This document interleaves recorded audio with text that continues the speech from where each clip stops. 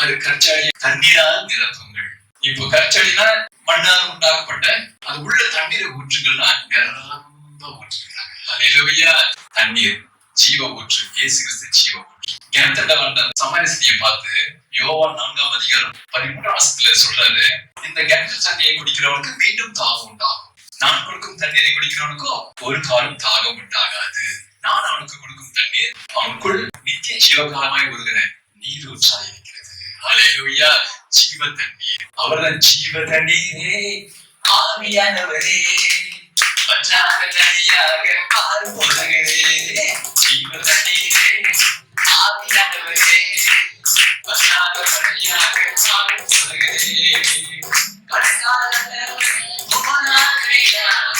கடுக்காலன்னா இன்னைக்கு ரயிலுக்கு நேரம் ஆச்சு, பஸ்ஸுக்கு நேரம் ஆச்சு, அதனால கேலண்டர்ல ஒரு வருஷம் தான் படிச்சுட்டு போயிட்டேன்.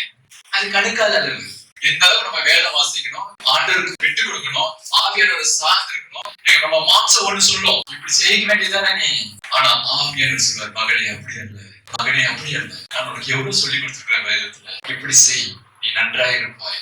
கஷ்டமா தான் இருக்கும், முடிவு நன்றாக இருக்கும். அவர் அழகா சொல்லுவாரு. ஆனா ஒரு பக்கம் டென்ஷனா அதெல்லாம் கேட்டு நீ இப்படி செய்ய எல்லாம் அப்படிதான் செய்யறாங்க உலகத்துல அப்படின்னு இந்த பக்கம் இழுக்கும், அந்த பக்கம் இழுக்கும். கொஞ்சம் வாசனம் படிச்சேன். கணுக்கால் மழை பெஞ்சு கணுக்கால் அளவு தண்ணிக்குது.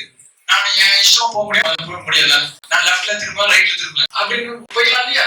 சரி, முழங்கால் அளவு போனதையா, முழங்கால் அளவு தண்ணிக்குது. நான் இஷ்டமான தெருவு போக முடியல, எப்படியா போகணும். இடுப்பு அளவு போதாதையா, அப்ப கூட ட்ரை பண்ணி தண்ணீர் கொஞ்சம் ஆப்போசிட்டா இருக்கும். அப்ப ட்ரை பண்ணி அப்படியே மெதுவா, ஆனா என்னோட வேகம் குறைய மாட்டேன். அப்ப எந்த அளவுக்கு ஜீவ தண்ணீர் அதிகமா நம்ம ஆண்டவருக்கு இடம் கொடுக்கிறோமோ நம்மளுடைய சுயமான வேகம் குறையும். நம்மளுடைய சுயம் போக போக சாகணும். அல்லேலூயா. நம்முடைய இஷ்டப்படி யார் விருப்பப்படி செய்யல அதெல்லாம் வர வர பூஜ்ஜியமாகும்.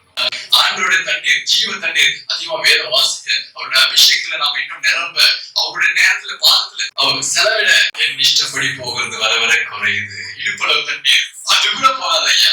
நீந்தி நீந்தி மூழ்கணுமே ஐயா, நீந்தி நீந்தி மூழ்கணுமே ஐயா, அப்புறம் மகிழ்ச்சி. இன்னும் தண்ணீர் உயரமாயிடுச்சு. இனிமே ஏன் கண்டவுல கால் தூக்கிடும்.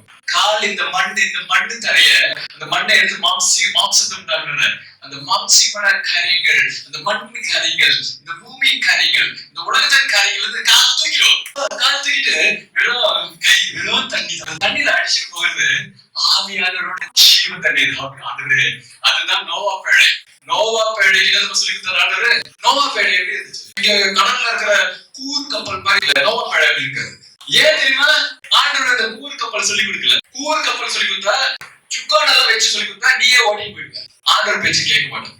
எல்லா பக்கமும் மொட்டையே வச்சாதான் என் காற்றின்படி, தேவ ஆவியனுடைய காற்றின்படி, பின்னக காற்றே நீ என்னில் வந்து வீசிடும், வெண்புறாவை போல என்னில் வந்து அமர்ந்திடும்.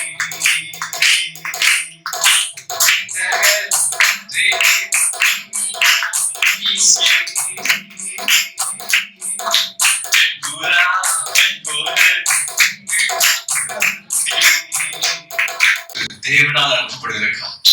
சில போய் உட்கார்ந்ததுனால மலையில போய் உட்கார்ந்து கர்த்தர் ஞானத்தின் ஆவியானவர். ஹல்லேலூயா.